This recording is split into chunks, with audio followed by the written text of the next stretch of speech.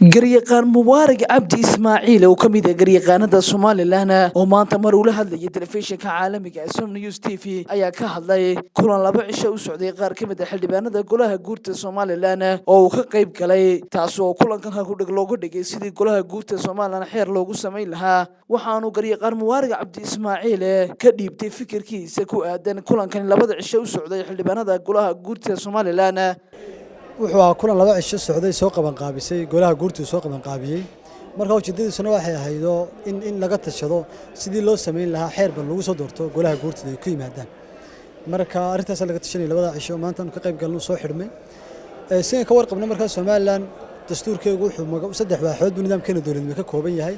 baarlamaan laba aqal ah oo la kamaral two houses oo ka kooban aqal sare aqal hoose guurti iyo wakiilo fulin iyo sharci iyo fulin iyo garsoor marka dastuurku uu cadeeyo xilliga golaha guurtida waxa ku 2 sano xubnood bay ka kooban yihiin muddaxileedkoodu waa 6 sano waxay ku imanayaan hanaan doorashada ku imanaya waxa qeexaya xeerosaad iyagu sameeyeen marka sidoo ka warqabna golaha guurtida hadda jooga waa golii guurtida la doortay 1990 ee lagu doortay shirweynaha Boorama marka sidiiba u fadhiyaan lama bedelin sidiiba u joogan badi waa dhinteen dadka maanta jooga kala dhaxal bay ku yimaadeen marka caqabad sharci ma oo dastuurku uu cadeeyay dadka qaar baa waxay aaminsan in doorashada golaha guurtida ay qabsoomi lahayd inay tahay caqabad sharci anigu waxaan qabanaynaa caqabad sharci ay tahay caqabad siyaasi oo u baahan xal siyaasi iyo rabitaan siyaasi in golaha guurtida lagu qabto xeer loo sameeyo isla markaana hanaan lagu doorto la sameeyo loo mushkiloodo marka way jiraan adduunyada dhan baynu kala sameynay wadamada baarlamaanka labada aqal ka kooban yahay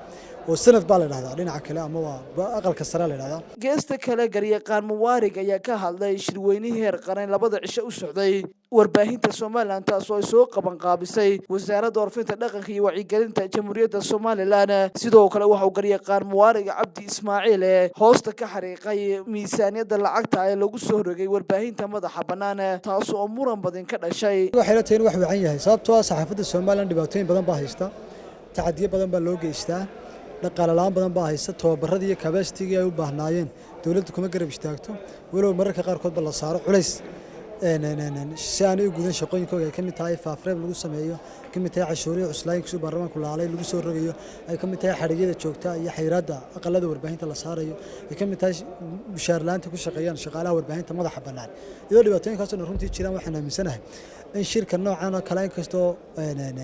Soolcay wasaaradda warfaafinta markii dambe isla garteen inay qabtaan maantana qabsoomay oo aan ka qayb galay hadda warmurtiyeedkii ka soo baxayna dhageystay nuqul la qaatay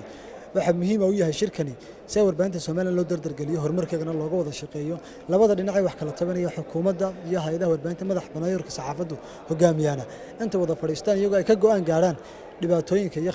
iyo khilaafaadka had iyo jeer u dhaxeeya labada hay'adood ee dawladda marka daraskii miisaaniyadda kan 2019 golaha xukuumaddu ansixiyay soo u gudbiyay wakiilada ay golaha wakiilada shilay ansixiyeen wasaaradda warfaafinta waxa ku soo dartay sidoo wasiirkii maaliyaddu sheegay maalinta guddiga dhaqaalaha golaha hortagay miisaaniyad badan oo cadaadis ku ah in la furto warbaahin in la furto marka warbaahinta tacaddi bay ku ahayd hadii la ansixinaana dhibaato weyn oo inagu soo foolay noqon lahayd marka wax wanaagsan bay in la laalo la diido sababta warbaahinta tacaddiga loo geystay qura ma in la xiro ma in warbaahintooda la xiro waxa weyn cashuuro culus oo iyagoo og inaan dhaqaale badan warbaahinteena haysan ay kacakuf tilaatigi sano ku shaqeynayeen hadii la saaro cashuuraha noocan ay la hirgeliyo inay dhacayso runtii inaan warbaahinta ay wada xirmato Cabdilaahi Raashe telefishinka caalamiga Soomaali News magaalada Hargeysa.